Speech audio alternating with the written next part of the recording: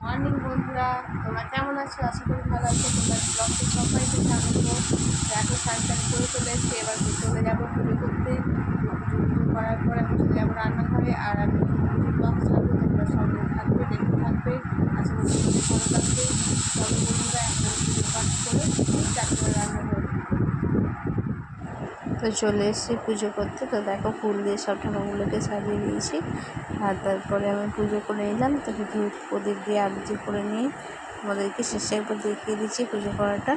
তারপরে রান্নাঘরে চলে এসেছিলাম, আলু ভেজে নিয়েছি। তো আলু ভাজা দিয়ে আমি রান্নি আর অরিজিৎ মুড়ি খেয়ে নেব।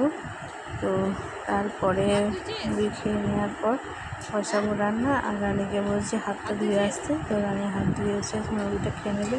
আর দেখো, এখানে হচ্ছে কুমড়ো শাকের পোস্ত, আর হবে ডালের বড়া দিয়ে তরকারি, উচ্ছে আলু ভাজা।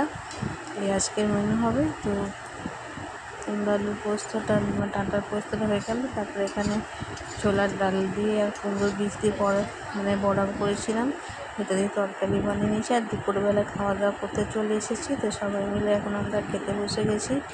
তো দেখো, এখানে হয়েছে তিলের বড়া ভাজা, আর উচ্ছে ভাজা, আর ডাঁটার পোস্ত, আর বড়ার তরকারি, পেঁপে চাটনি। তো আমার চ্যানেলটাকে বা ভিডিওটাকে তোমার যদি ভালো লেগে থাকে বন্ধুরা, অবশ্যই চ্যানেলটাকে একটু সাবস্ক্রাইব করে দিও, পাশে থাকো বন্ধুরা।